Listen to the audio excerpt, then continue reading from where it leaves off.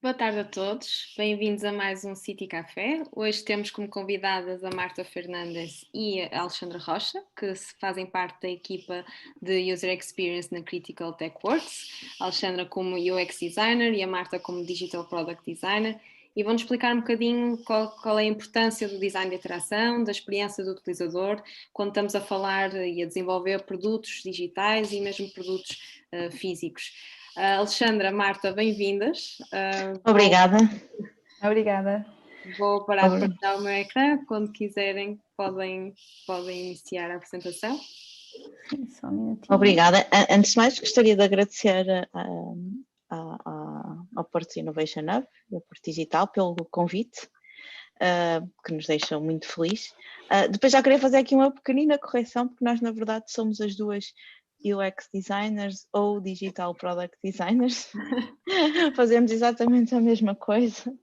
Às vezes o LinkedIn é que muda aqui um bocadinho os nomes, mas fazemos exatamente a mesma coisa. Somos acima de tudo designers. Obrigada, bem-vindos a todos os que já cá estão, nós nos conseguimos ver.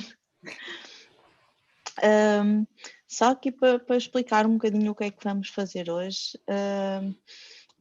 Nós vimos aqui partilhar as nossas experiências e o conhecimento que temos até agora, porque acreditamos que todos os dias aprendemos um bocadinho mais, e vimos só partilhar as nossas experiências e o nosso percurso enquanto designers, e tivemos a felicidade de o ser sempre, a influência que tem no nosso dia-a-dia, o que é isto da User Experience Design, o que é este termo e em que é que ele pode impactar a nossa qualidade de vida.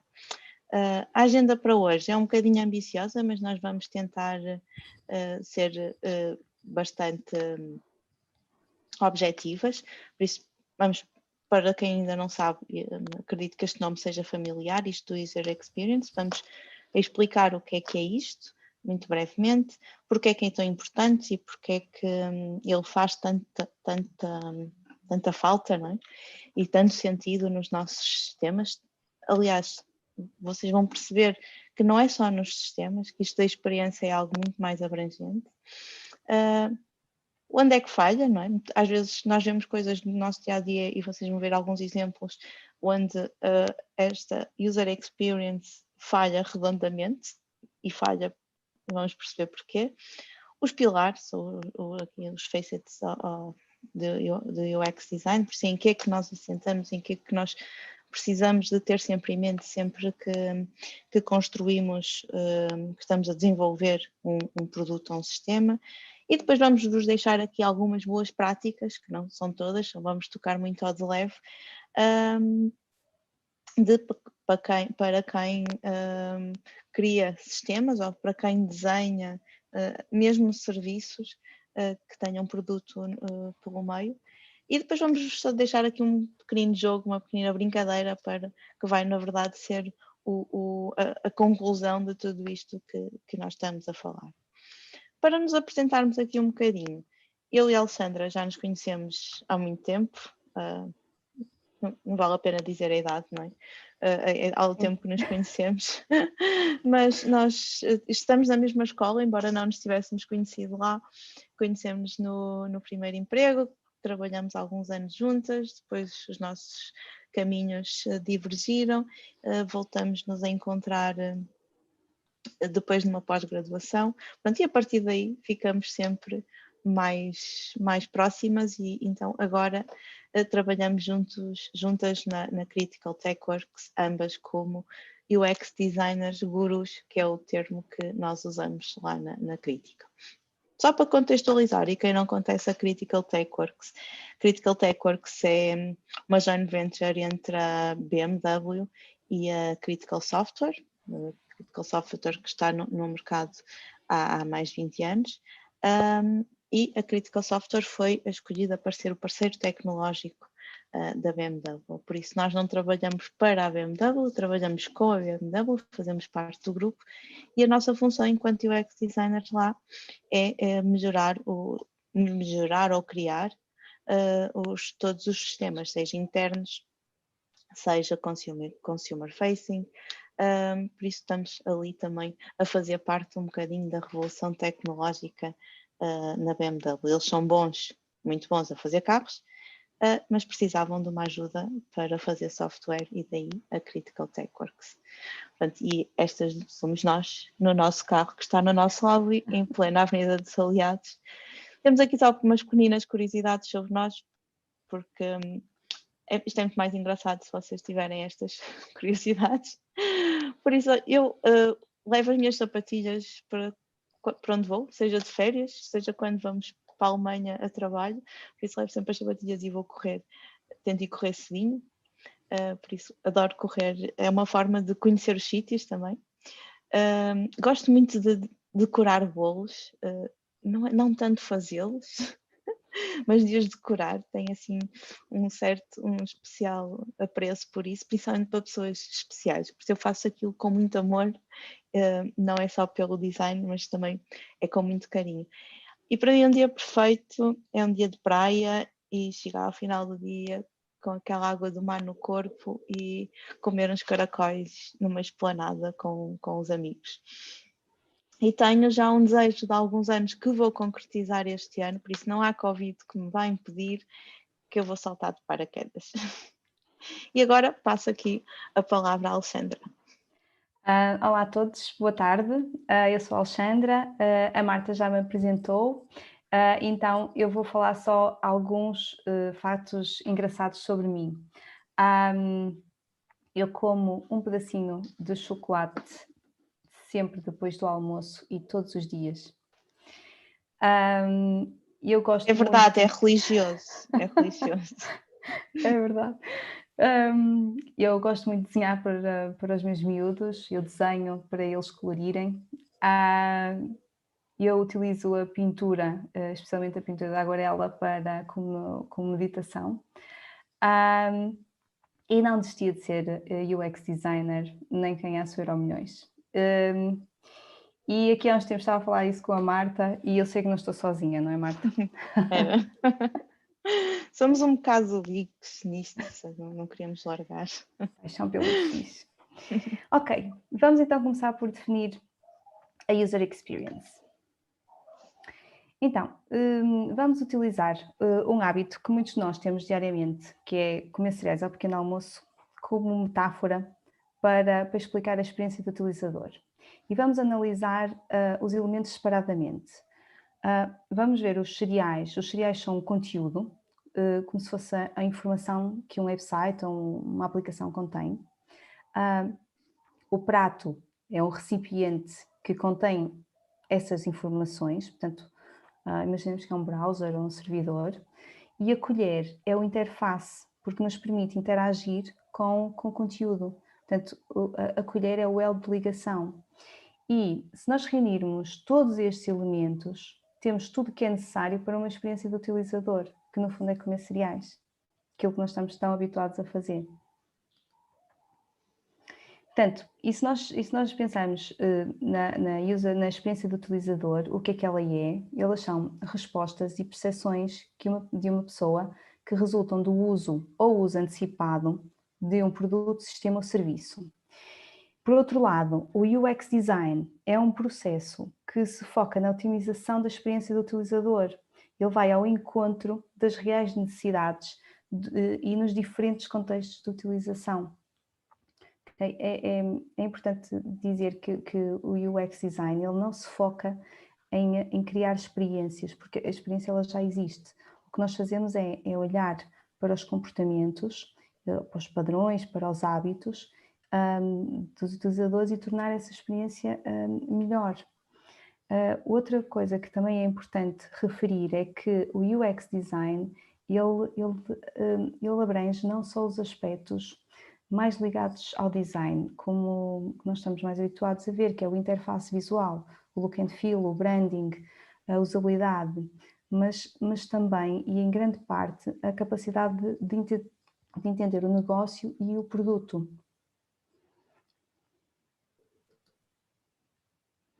Portanto, o termo User Experience, ele surgiu pela primeira vez no livro de um senhor chamado Don Norman, que foi publicado na década de 80. Como por curiosidade, o livro chama-se The Design of Everyday Things. E vamos agora ver um pequeno vídeo com o criador do termo, de User Experience, e vamos ver o que é que ele tem a dizer sobre isto. Hi, I'm Angie Lee, and I'm here at the UX conference in San Francisco. I'd like to ask Don Norman what he thinks about the term UX. Once upon a time, a very long time ago, I was at Apple. And you know, we said the experience of using these computers is weak.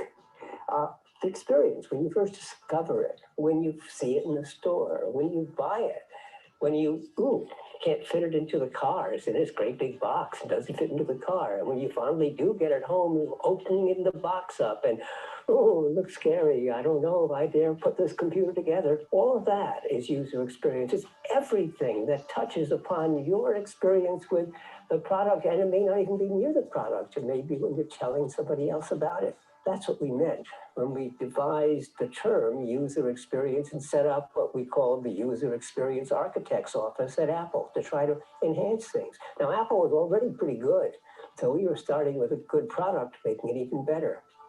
Today, that term has been horribly misused. It's used by people to say, I'm a user experience designer. I design websites or I design apps. And they have no clues to what they're doing. And they think the experience is that simple device, the website or the app or who knows what.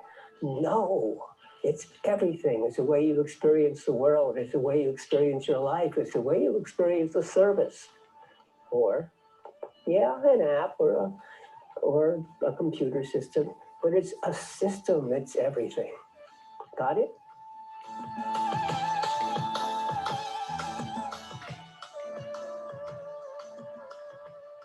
Portanto, o Don Norman, como reparar, ele descreve o UX design como algo, o UX como algo muito abrangente. Portanto, tudo é uma experiência do utilizador, não é algo que está exclusivamente relacionado com o digital. Por exemplo, se nós vimos como exemplo este webinar, a experiência, ela começou com a visualização do banner sobre a comunicação do evento. Provavelmente pesquisaram sobre o conteúdo do evento, comentaram, partilharam com alguém, inscreveram-se, assistiram ao evento, colocaram questões, todos estes passos, isto tudo é user experience.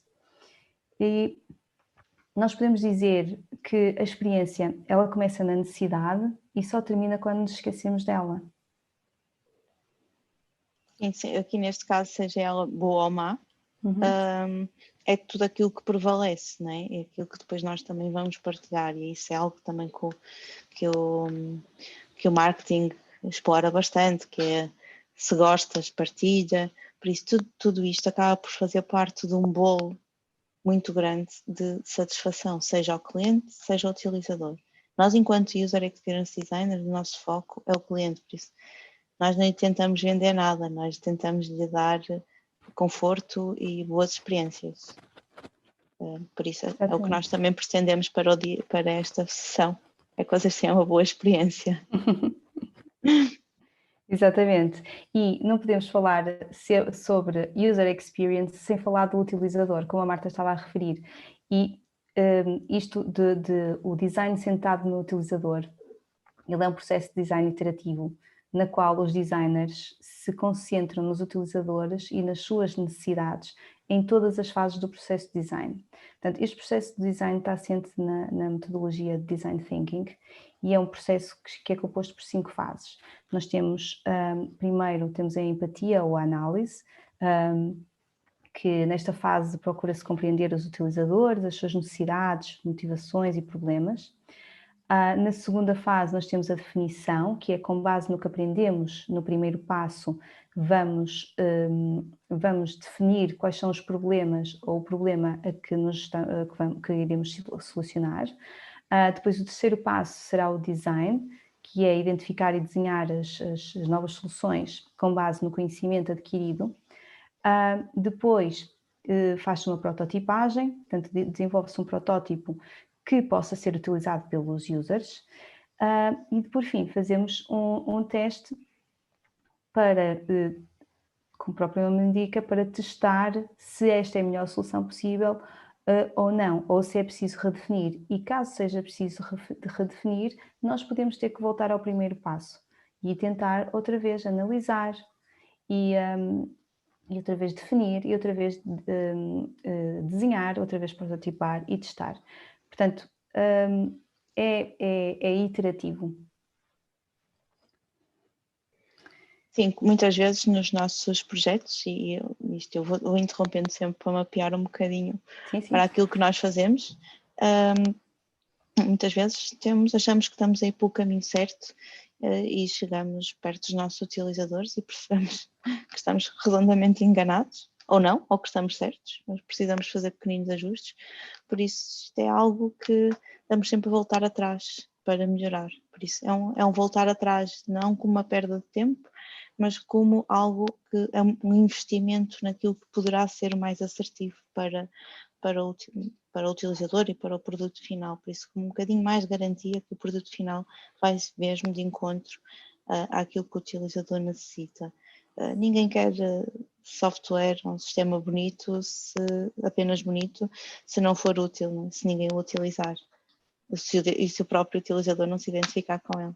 Ou não conseguir trabalhar com ele. Exatamente. Portanto, é importante é o foco no utilizador, sim. E, ok. Então, avançando aqui um bocadinho, vamos ver agora porque é que o UX Design é tão importante. Portanto, vamos de seguida ver um vídeo de um incidente. Este incidente aconteceu no início de 2018 e acontece num contexto de tensão entre os Estados Unidos e a Coreia do Norte. Portanto, este incidente teve, como vocês vão ver, ele teve um grande impacto na população do Havaí e foi causado por uma falha de usabilidade. All right, moving on now. Hawaii's Emergency Management Agency is under fire and now reportedly receiving death threats after Saturday's terrifying false alarm. People ran for their lives after an alert mistakenly warned residents and visitors of an incoming ballistic missile. An employee at Hawaii's Emergency Management Agency pushed the wrong button, not once, but twice, triggering a wave of panic amid tensions over the threat of a nuclear strike from North Korea. At 8:07 Saturday morning, cell phones started buzzing with a message saying, "Seek immediate shelter. This is not a drill." State authorities canceled the alert at 8:13, 6 minutes later, but a new message wasn't sent to phones until 8:45 a.m. David Begnaud went inside the command center where the mistake happened. The panic was palpable. Hawaiians rushing for cover under the threat of a missile attack. This child was lowered into a manhole. Another family huddled in a closet. 5,500 people called Honolulu's 911 system. It's embarrassing, but again, it's a mistake. Hawaii's Emergency Management Administrator, Vern Miyagi, says one of his employees clicked the wrong button twice. He was supposed to select the option for a drill. Instead, he clicked the real thing. This was the alert heard by people across the island chain. A missile may impact on land or sea within minutes. This is not a drill. With all due respect, are you sure this was an accident? Yes, I know the individual. This was an accident. But why did he hit yes twice? That's being talked about and being investigated right now. This is the state warning point.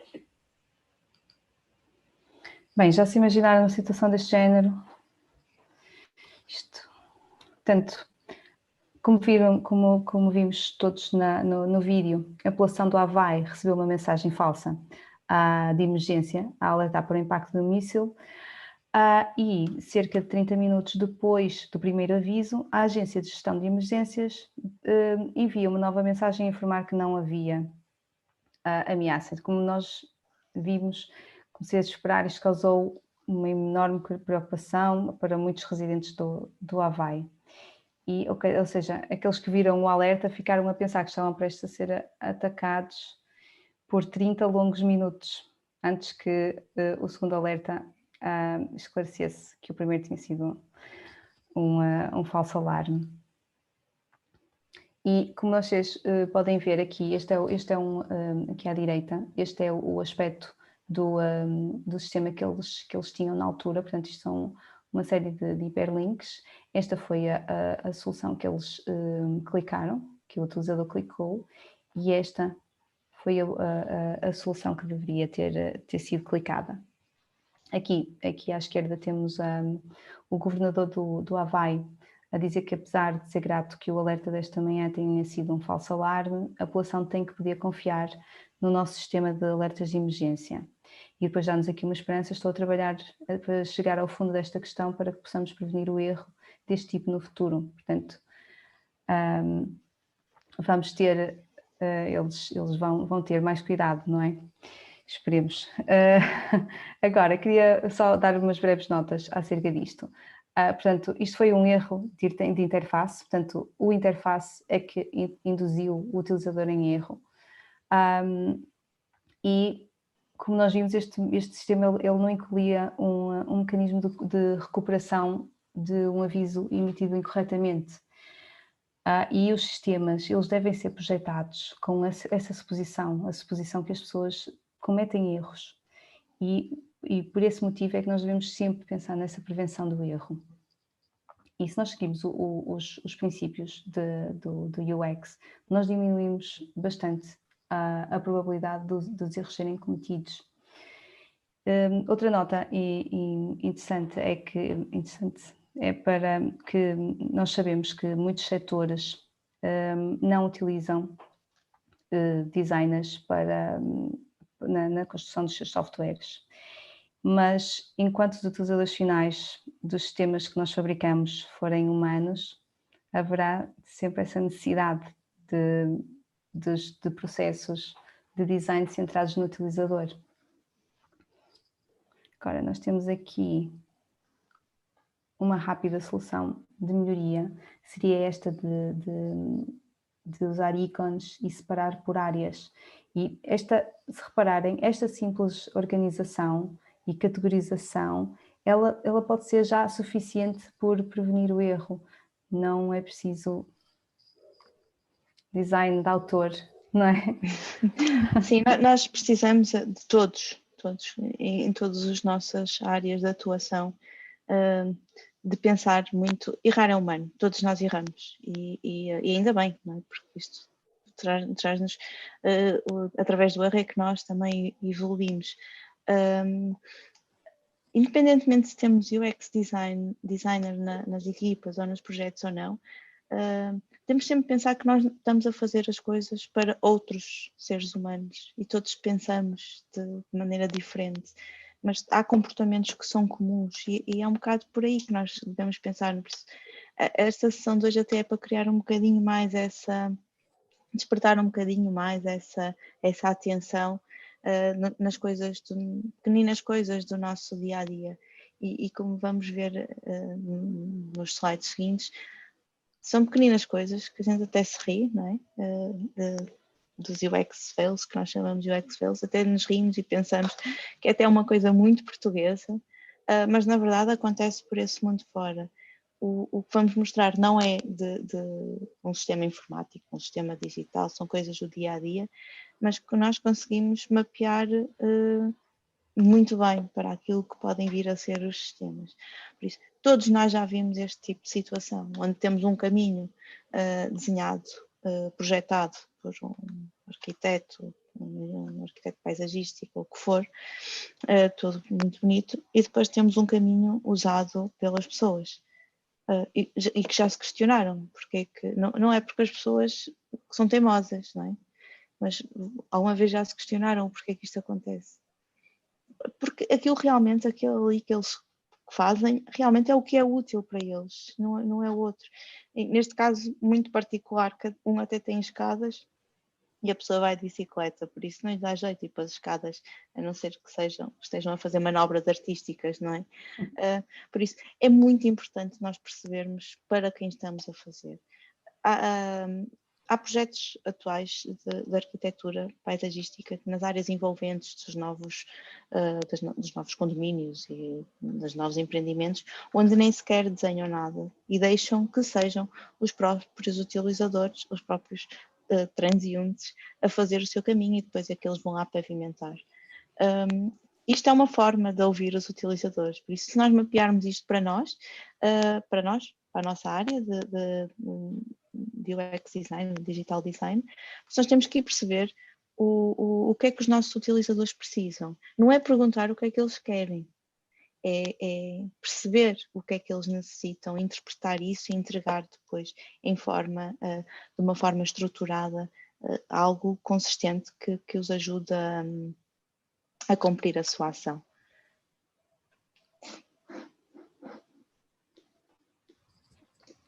Estes exemplos aqui também são muito comuns, isto então para o interior do país vê-se imenso, mas eu creio que nenhuma destas imagens é cá em Portugal. Poderia ser, não é? Mas nenhuma destas aconteceu cá.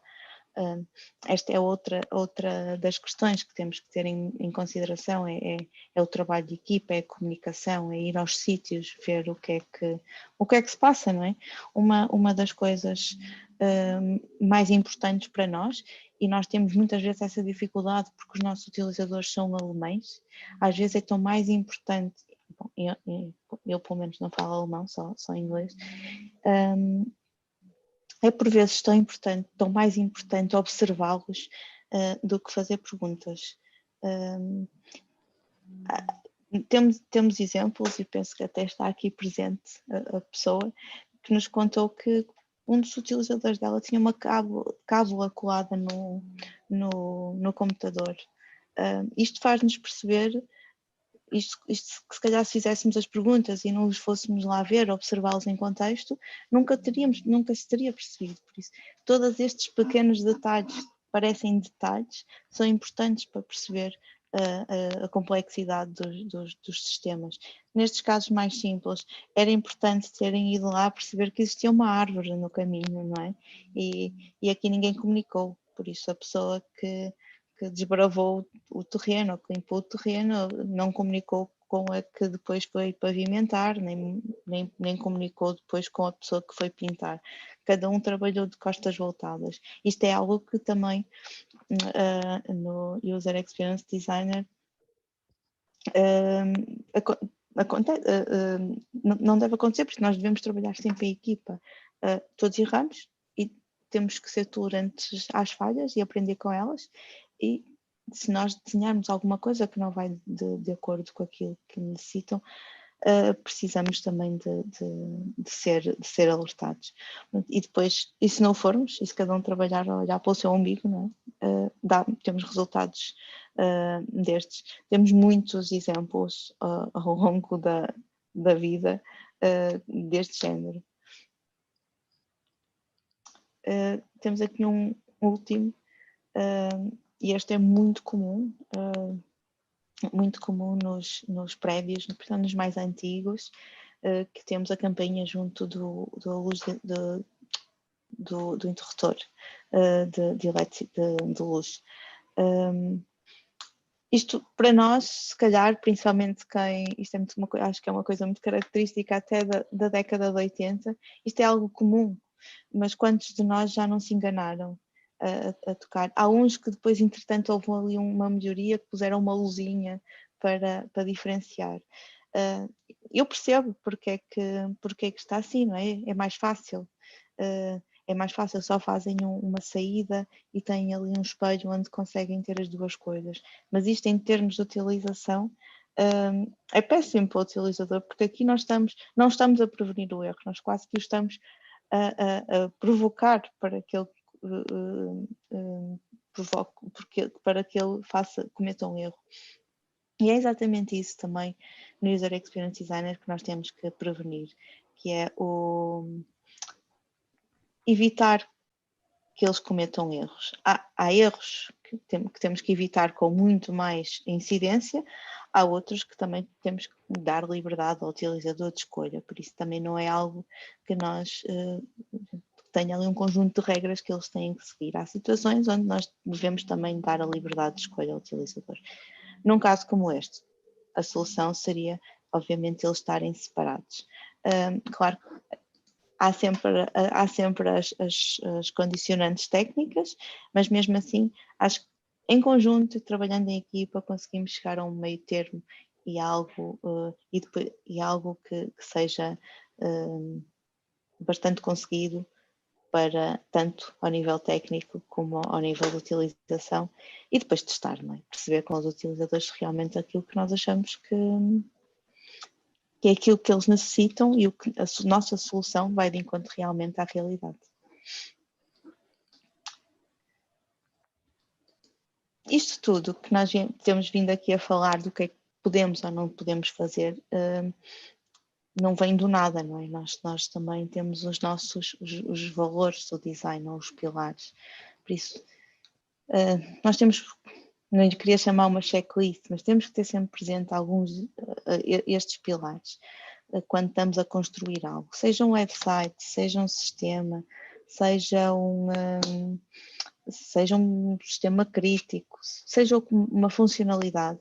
Nós temos que ter sempre em mente que ela deve ser útil, desejável e credível. E os outros três eu já mostro no ecrã seguinte. Nós colocamos aqui 3 exemplos que para nós são algumas referências. Nós poderíamos colocar aqui quase para quase todos os valores a Apple, porque a Apple tem a grande capacidade, como poucos, de despertar interesse, de despertar utilidade. Não é? Nós muitas vezes com o iPhone usamos coisas que nunca pensávamos que iríamos precisar tanto, e se nós nos imaginarmos agora sem elas, nós percebemos a necessidade que tínhamos delas. Nós temos aqui o MBWay, e ainda por cima é um produto português, que é um produto que pessoalmente me deixa bastante, a parte também da Via Verde, que me deixa muito orgulhosa daquilo que nós fazemos. O MBWay tornou-se uma ferramenta útil. Não é? Nós usamos, além dela ser simples de usar, ela é de facto útil, veio melhorar imenso a nossa qualidade de vida, nós quase que só precisamos sair de casa hoje em dia com o telemóvel e pouco mais. Temos aqui o desirable e o desejável, e eu gosto particularmente deste, por toda a experiência, por todo o serviço que tem em volta. E eu posso contar aqui a minha história. Eu não consegui, à primeira, fazer a subscrição deste cartão Revolut. Eu não sei se a maioria tem conhecimento do que é que se trata.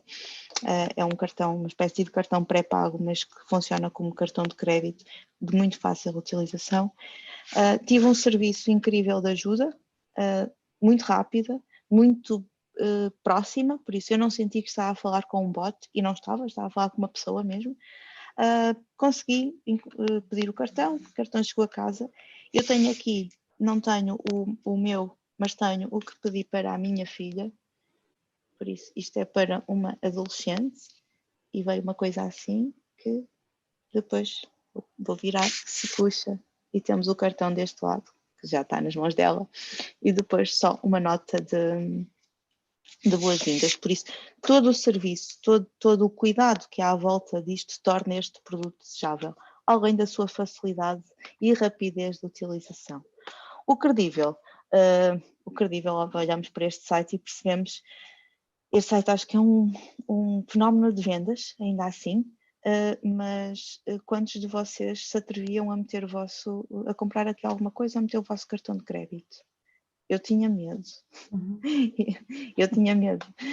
Por isso, muitas vezes nós temos tendência a confiar mais em algo visualmente ou esteticamente mais trabalhado. Pode ser igualmente uma fraude, mas temos tendência, como seres humanos, a confiar em algo mais limpo, mais trabalhado, como entre aspas, com mais design, do que em algo ruidoso, barulhento, com um ar descuidado, e queremos vender tudo ao mesmo tempo e queremos colocar tudo no mesmo ecrã, sem hierarquia de informação, sem nada do que os outros 2 exemplos anteriores. Por isso, estes são dos 3 que nós temos sempre que nos lembrar. Os 3 seguintes são a acessibilidade. Isto é algo que vai cada vez estar mais presente. Ser fácil, intuitivo, fácil de perceber, ou ter muita facilidade de perceber imediatamente para que é que serve, e usável. Tudo isto, na verdade, é um conjunto, são 6 pilares que fazem um conjunto daquilo que nós consideramos as qualidades, ou um produto de qualidade. Relativamente à acessibilidade, temos aqui o exemplo da Apple, não temos nenhuma comissão na Apple, mas porque nós assistimos em primeira mão, ao vivo, uma pessoa em visual a mexer com estes dois objetos, a fazer tudo o que nós fazemos, a ver perfeitamente. Por isso, nós também temos que trabalhar e garantir que mantemos a mesma experiência ou uma experiência semelhante para quem tem problemas visuais ou para quem não vê de todo. Nós assistimos este senhor a ir ao Facebook e a ouvir e usar os sistemas nativos da Apple com uma facilidade incrível. Temos o caso dos Amblyopes, que também muito facilmente nos sistemas nativos, como a Android, a iOS, conseguem colocar o tamanho de letra maior para conseguir ter mais temos as questões da retina, dos ecrãs retina, que têm muito mais definição. Por isso, tudo isto são coisas também pensadas no nosso utilizador. Por isso, o nosso utilizador pode ser muito variado e pode ter algumas limitações, como vamos falar mais à frente também sobre um dos casos que nós temos que ter atenção. Aqui o ser intuitivo e rapidamente perceber para que é que serve um sistema. Nós colocamos aqui o Google, porque o Google não precisa de explicação, não é? Nós chegamos lá e temos um campo de search e percebemos que aquilo é para pesquisar tudo e mais alguma coisa. E também, obviamente, ser fácil de interagir. Isso também daí o ser intuitivo. Há aqui questões que nós temos que ter sempre atenção. E, mais uma vez, isto é User-Centered Design. Por isso, o nosso utilizador pode ter particularidades que as coisas podem não ter que ser tão acessíveis a toda a gente e apenas aquilo que é acessível para mim pode não ser, ou melhor, aquilo que é acessível para um utilizador, por exemplo, de uma fábrica ou de um sistema que nós construímos nos projetos da Critical TechWorks, pode não ser para mim. Mas eu não sou expert naquela matéria, por isso nós temos que pensar que às vezes o que é complexo para nós pode não ser para os outros, porque tudo depende do conteúdo. E, claro, usável, e aqui temos o exemplo da Dropbox, que é facilmente de usar e facilmente perceptível e de entendimento comum para todos os utilizadores. Estes são os 6 pilares fundamentais que nós temos que ter sempre em mente. Portanto, agora vamos ver algumas das boas práticas usadas no UX Design e de que forma é que elas são úteis na resolução de problemas. Portanto, primeiro vamos falar um bocadinho da acessibilidade, e a acessibilidade quer mesmo dizer não deixes ninguém para trás, ok? Cria os teus produtos para qualquer pessoa, pessoas com deficiências, jovens, idosos ou pessoas que simplesmente querem uma experiência de qualidade. E porquê que pensar nessa acessibilidade é importante? Porque a acessibilidade permite que todas as pessoas, mesmo aquelas com alguma deficiência, entendam, naveguem e interajam com um determinado site ou um determinado produto. Isto pode incluir as pessoas com problemas de visão, as pessoas com dificuldades auditivas, dificuldades de locomoção, cognitivas, etc. E para falarmos nesta acessibilidade, falamos também, por exemplo, no daltonismo. E o que é interessante no daltonismo é que cada tipo de daltonismo é único, porque cada pessoa tem a sua própria alteração dos fotorreceptores. Mas apesar disso, nós temos disponível uma classificação para os vários tipos de daltonismo. Eu também tenho aqui à direita uma simulação da visualização de uma fotografia, que é esta aqui que nós vemos agora, e vamos vê-la como é que ela é vista pelos vários tipos de daltonismo. Portanto, esta vista que nós estamos a ver agora é a vista normal. Aqui na segunda coluna nós temos os fotorreceptores, este é o vermelho, o verde e o azul, eles não estão visíveis a 100%, portanto eles têm algum problema, mas consegue-se ver alguma coisa. Na terceira coluna, os daltónicos não veem de todo o vermelho, neste caso o verde e neste caso o azul. E na quarta coluna é um bocadinho mais raro, estas pessoas não veem cor, ou então utiliza apenas um cone para ver.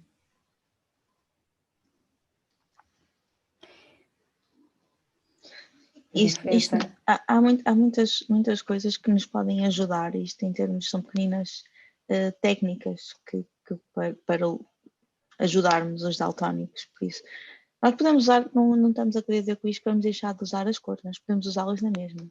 Agora podemos usar um suporte para a cor. Exato. Por exemplo, ter uma label a dizer, se for, imaginem que usamos as cores para níveis de prioridade, ou níveis de severidade, prioritário, menos prioritário, pouco prioritário. Por isso, se tiver lá algo escrito, é algo que ajuda e está de acordo com todos está de encontro a todas as necessidades dos utilizadores, sejam daltónicos ou não. Exatamente, por exemplo, no caso dos sistemas operativos, eles têm a opção da correção de cor, assim, só por curiosidade, se quiserem, ele está nas settings dentro da acessibilidade. E neste caso nós temos aqui o exemplo do Android, mas o iOS também faz isso. O utilizador ele pode aqui escolher o tipo de correção que é boa para ele.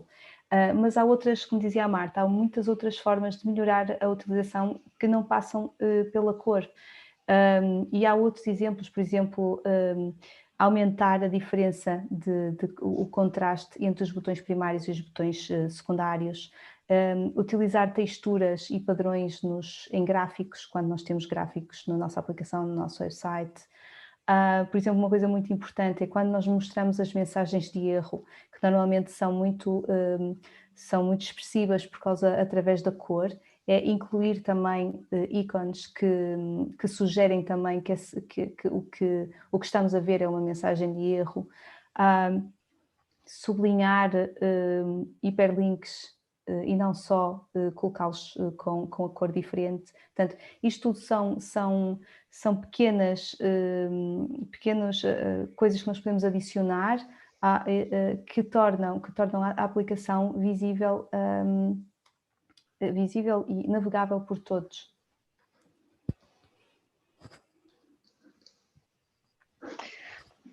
Uma das coisas fundamentais é nós não acharmos que ou melhor, como é que eu vou dizer isto? Nós desenhamos coisas, enquanto UX designers, para humanos, e os humanos usam máquinas.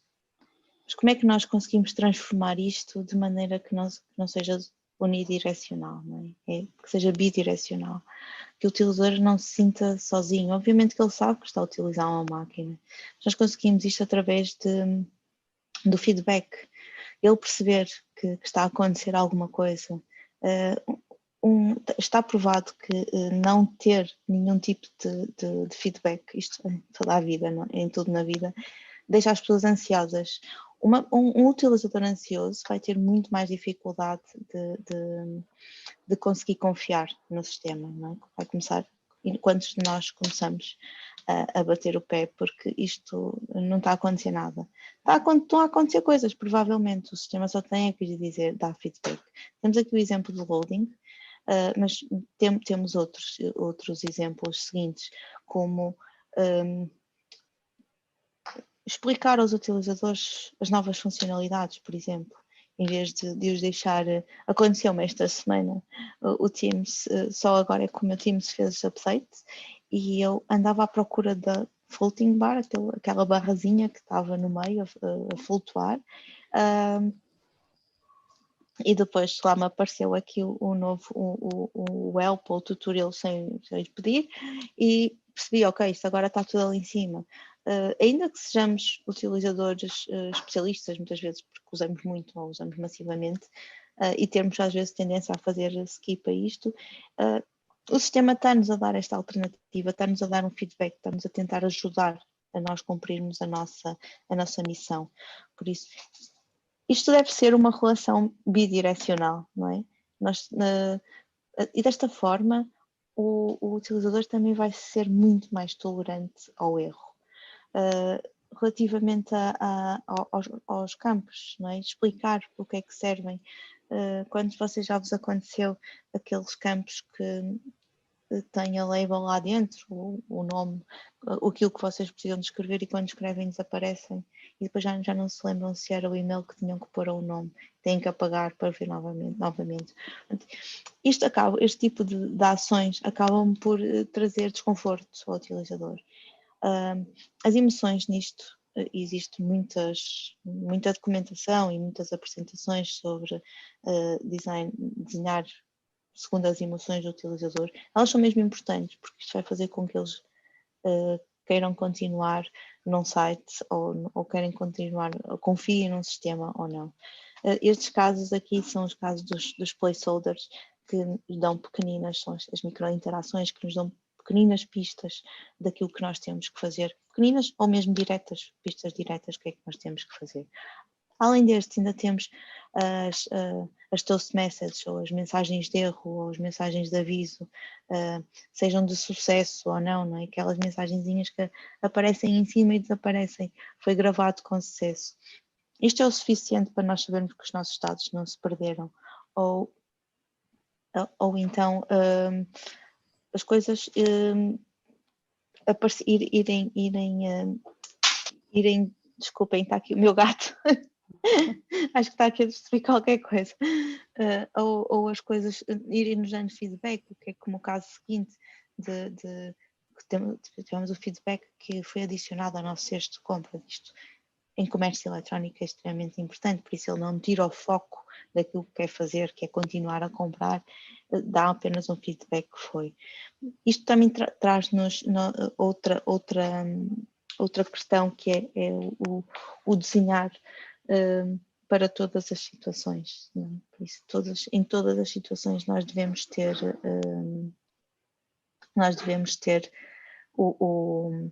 o feedback, por isso seja em mobile, seja em desktop, por isso deve estar sempre presente, ainda que em mobile tenha outra estratégia. E agora, falávamos um bocadinho de algo que se chama Progressive Disclosure, ou divulgação progressiva. E o que é a divulgação progressiva? É um padrão de interação, é um padrão de design que mostra apenas as informações necessárias naquele ponto de interação. Portanto, isto aqui é um padrão de design muito simples, mas poderoso, porque ele gera a complexidade da informação que ele vai apresentando ao utilizador à medida que for necessário, à medida que é necessário. Portanto, o objetivo aqui, ao usarmos a divulgação progressiva, é não confundirmos o utilizador com o excesso de informação, mas ir apresentando à medida em que o utilizador vai interagindo. Nós temos, por exemplo, aqui o exemplo mais básico, que é a paginação. Portanto, quando nós temos um volume imenso de dados, nós podemos dividi-los em páginas para o utilizador poder navegar facilmente. E temos aqui também outras soluções, por exemplo, este exemplo aqui à esquerda, que nos mostra um processo de checkout. Quando nós queremos comprar um produto, nós sabemos que temos que preencher uma série de informações. Portanto, nós temos que preencher a morada, as condições de entrega, o tipo de pagamento, etc. E se nós tivéssemos tudo isto numa página só, aquilo seria muita informação. Então nós temos este processo de checkout que está dividido por passos. Portanto, primeiro nós dizemos para onde é que queremos que entregue o produto, depois como é que nós queremos, quais são as condições de expedição que nós queremos, qual é o tipo de pagamento, etc., até chegarmos à compra do produto. Aqui do lado direito nós temos um outro exemplo de divulgação progressiva, que é a funcionalidade de voltar a ler. Portanto, quantas vezes nós já entramos numa notícia e nos aparece este botãozinho. Só quando nós clicamos em continuar a ler, aí sim é que ele nos mostra a informação toda. De caso contrário, nós só vemos um resumo do que é a notícia. Temos aqui mais 2 casos relativos também ao mesmo exemplo. Este aqui é um caso do Google Calendar, que é um exemplo interessante, porque ele vai nos mostrando mais informações à medida que nós vamos precisar dela. Portanto, se nós se nós queremos criar um evento, basta-nos clicar no dia pretendido e abre-nos uma dialog box, onde nós podemos já desde aí criar o evento, mas se nós quisermos adicionar tempo, clicamos num botão e aí mostra-nos mais opções. E se ainda assim nós quisermos mais opções, ele vai nos abrir uma página dedicada com um formulário muito maior, de forma a nós preenchermos aquilo que nós pretendemos. Mas numa primeira instância ele mostra-nos apenas uma primeira pop-upzinha para nós preenchermos o evento. Aqui do lado direito nós temos, neste caso, a aplicação da Zara. Quando o utilizador pretende ver se determinada peça está disponível numa loja física, primeiro nós escolhemos o tamanho que queremos, depois ele dá-nos a listagem das lojas disponíveis e depois nós podemos ainda andar mais um passo para ver a localização e também o horário. Portanto, ele vai nos apresentando por passos toda essa informação. Sim, os processos de checkout e de e-commerce são riquíssimos nestes exemplos, porque têm toda uma estratégia têm que ter toda uma estratégia de marketing para não perderem os clientes durante o checkout. Por isso, os processos de checkout devem ser dos processos mais estudados e mais trabalhados nesta área do User Experience Design, porque há muitos fatores, não é? Que vão apelar à compra e apelar a que não se perca.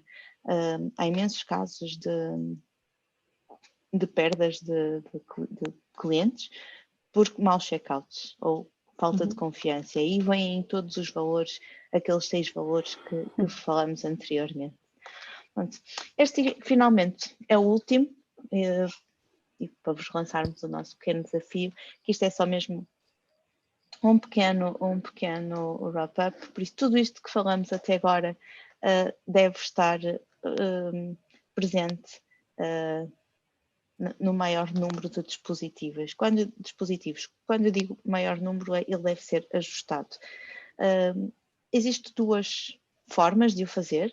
Existe o Mobile First, que é uma estratégia de design, que é primeiro começamos a pensar para pequenino e depois vamos pensando para o resto. E depois existe o Responsive Design, que é o resultado de uma abordagem mais técnica. Por isso, nós ali dizemos, ok, quando podemos pensar para maior e depois quando reduz, isto é mais ao nível do conteúdo. O Mobile First é mais estratégico porque há muitas vezes diferenças, por isso funciona na mesma em browser, mas pensa-se primeiro com um comportamento específico para mobile e depois vai crescendo e mudando o seu comportamento. Há 2 coisas que se tem que pensar para decidir o que é que se utiliza, se mobile first ou responsive design. O que é que os nossos utilizadores usam mais? Preferem pesquisar em mobile ou em computadores, em dispositivos móveis ou num computador.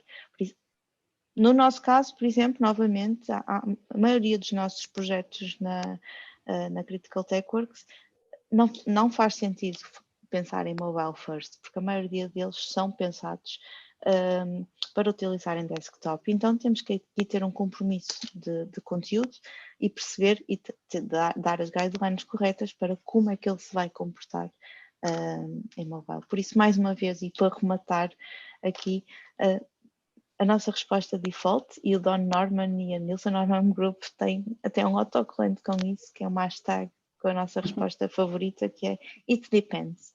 Depende sempre de para quem vamos fazer, para quem é o nosso utilizador e quais são as suas necessidades. Pronto, e agora estamos mesmo a chegar ao fim e vamos aqui dar uns minutinhos, não são assim muitos, não são assim tantos quanto desejaríamos. Eu vou colar um endereço no vosso chat, só para vos deixar, se calhar alguns de vocês já conhecem, mas para vos deixar um desafio de tudo o que não se deve fazer no site. Divirtam-se a utilizar isto. Se entretanto forem usando e conseguirem passar, vão comentando. Sim, era bom ouvir feedback, sim. Obrigada, Marta e Alexandre. Só temos mesmo alguns minutos, mas se quiserem colocar questões no chat, força, que ainda vamos ter tempo para receber algumas perguntas e ter resposta da Marta e da Alexandra. Mas enquanto isso, se calhar faço umas perguntas. Nada de muito extenso, mas se calhar podem dar algumas dicas àquelas equipas que ainda não têm designers a trabalhar com elas, ou que os designers não estão tão dentro do dia a dia e estão dentro dos produtos que querem desenvolver. Que boas práticas é que pessoas não com o background de design, ou não com este conhecimento tão profundo, podem começar a aplicar, ou quais são aquelas pequenas dicas que se calhar vocês podem dar, para além daquelas que deram até agora, a este grupo de pessoas ou estas equipas que não têm designers por perto? Eu acho que acima de tudo, seja tenha designer com ou sem experiência, ou não tenha designer de todo, isto parece que estamos sempre a bater na mesma tecla, mas é falar com o utilizador, é ouvi-lo, é perceber o que é que ele precisa. Repara que nós nunca dissemos perguntar ao utilizador o que é que ele quer. Não é isso, é perguntar o que é que ele precisa, porquê, para quê. Ainda que depois não fique perfeito ou não fique bem à primeira, é um caminho a percorrer, temos que ter essa consciência, que é analisar, perceber qual é a necessidade, tentar, validar com eles, testar e fazer novamente se for necessário. E fazer isto às vezes que forem necessários. Não há fórmulas mágicas, porque cada caso é um caso, por isso nós, pelo menos, que trabalhamos em sistemas, em produto mesmo, não website, por isso é impensável nas nossas cabeças usarmos templates, porque desenhamos sistemas, muitas vezes são sistemas críticos, software crítico. Temos que perceber o que é que eles precisam e porquê. Principalmente porquê. Exatamente. E como é que nós podemos conseguir saber em que momento é que devemos envolver os utilizadores? Logo desde o início. Eu diria sempre que possível, ele fazer parte do processo. Qualquer dúvida, contactar o utilizador, não é? Isso é o ideal, sim. Sim, através da observação, através de entrevistas com ele, questionários. Portanto, sempre validar sempre com o utilizador e tentar perceber qual é o sistema que ele está a trabalhar agora, quais são os problemas que ele encontra, e tentar resolver os problemas que ele encontra. E era o que a Marta dizia, ouvir o que ele tem a dizer. Muitas vezes eles têm uma solução, que eles muitas vezes até essa solução é correta, outras vezes será outra solução que vá ao encontro daquilo que eles precisam e daquilo que lhes soluciona o problema que nós queremos resolver, sim. Exato. E como é que vocês... mas diz, Marta, desculpa. Isso quer dizer que o ser humano tem uma grande capacidade de adaptação, mesmo àquilo que não está bem. Nós vemos muito isso nos sistemas públicos, não é? Têm anos em cima, por isso foram sendo construídas coisas por cima daquilo, são difíceis, têm difícil aderência, já nem estou a dizer adesão, é aderência mesmo. Mas quem trabalha com aquilo todos os dias sabe muito bem trabalhar com aquilo porque se adaptou. Cabe às equipas perceber o que é que está mal ali, não é chegar ali e revolucionar tudo e pôr aqueles utilizadores, muitas vezes de 20 anos, a reaprender. Não, é perceber o que é que está mal. Não sei se era essa a pergunta que ias fazer a seguir, mas muitas vezes o que nós fazemos é uma espécie de workshop com User Journey as is, onde eles nos explicam o processo e vamos perguntando sempre porquê e perguntamos o que é que lhes custa, o que é os ganhos que ele tem ao final do dia e quais são as perdas, o que é que eles têm. Portanto, e daí nós tiramos imensas oportunidades de melhoria.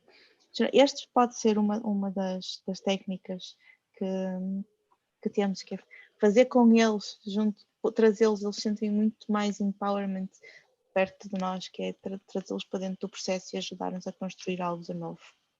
Pois há muito um utilizador que já faz aquele processo durante 20 anos, reaprender, às vezes é mais difícil que... Temos que o respeitar e temos que respeitar esse legacy. Não Sim. podemos pôr completamente de parte. Ou seja, é quase adaptar pouco a pouco e também para chegar ao que o utilizador ele seja capaz de Sim. Está tão envolvido no processo de melhoria, não é? Que ele próprio também seja capaz de descobrir as novas maneiras, se calhar mais fáceis. Isso é que é tão importante trazê-los para dentro do processo, porque são eles que os utilizam, são eles que sofrem ou não durante o dia a utilizar, não é? E muitas vezes são pessoas que utilizam aqueles sistemas 6 horas por dia. Por isso não somos nós. Há que respeitar algum legacy que eles tenham e depois eles próprios aos bocadinhos também vão percebendo qual é a necessidade de mudar.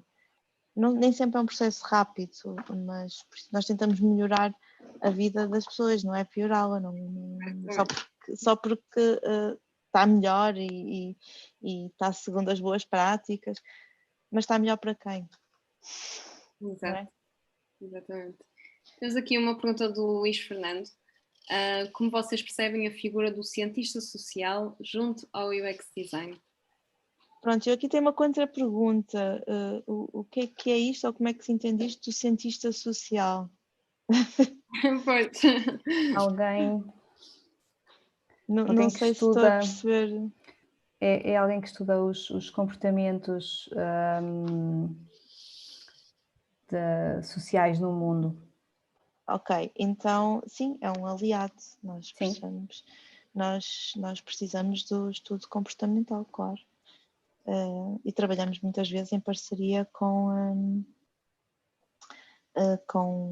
universidades. Temos projetos assim também na CTW. Trabalhamos em parceria com universidades que estudam comportamento humano. Por isso, sim, pode ser um team player, claro. Sim, tem o seu contributo. Claro que sim, nós trabalhamos para pessoas. Exato. Uma das perguntas que eu também tinha para vocês era, hoje em dia fala-se muito em UX Writing, já se vai para essa vertente da comunicação e da linguagem, trazer pessoas de comunicação também para dentro das equipas de UX. Isso faz todo sentido, certo? Sim. Sim, e tudo isto, o UX Designer é um chapéu.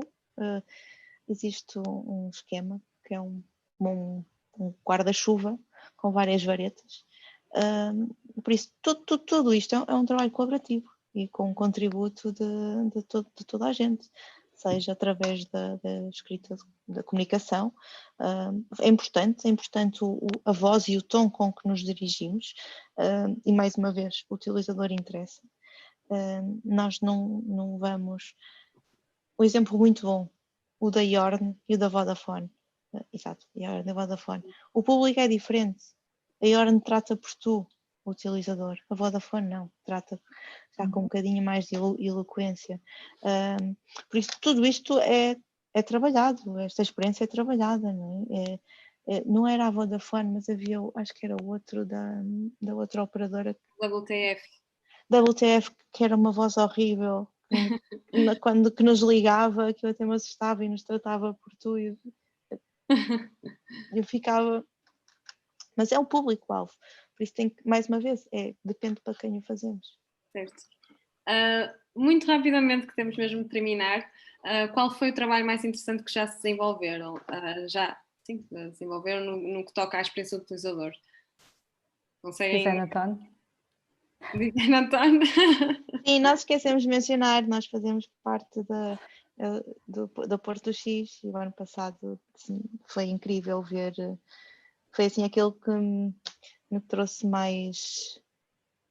foi mais prazeroso, sei lá, não sei, foi muito Do ponto bonito de vista ver, da experiência de utilização, sim, não é? foi muito Foi fixe, mesmo foi muito bonito interessante. ver o que eles criaram em 2 dias e foi E o feedback também foi e o bom, feedback portanto, foi muito a bom. interação e eles a trabalhar, as equipas a trabalharem no local, foi tudo muito bom. Temos Mas, também os nossos sim. projetos, não é? Pois era isso que eu ia dizer, mas os nossos projetos são muito sexys também, alguns. Sim.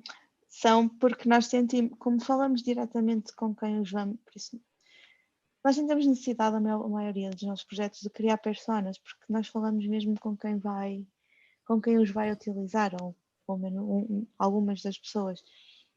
E isso é incrível mesmo, eles fazerem parte do processo e nós criarmos alguma coisa que vai ter impacto na vida deles, na melhoria do trabalho deles, na produção também, não é? Isso acho que é das coisas. Acho que Perdemos a Marta. sim. Mas sim. Sim, e depois também tem do ponto de vista da interação, daquilo que nós temos de desenvolver, normalmente são sistemas muito complexos, que são muito, muito interessantes para nós desenvolvermos, porque nos ajuda a crescer e a melhorar como designers também. Certo. Bem, agora que sem a Marta, creio que... Ela deve voltar, provavelmente. Provavelmente. Sim. Vamos ver. Mas temos mesmo que encerrar a sessão. Muito obrigada, parabéns. Acho que Obrigada a nós, Sofia. conseguimos passar aqui com um bom conhecimento sobre a importância da experiência do utilizador e a sua interação.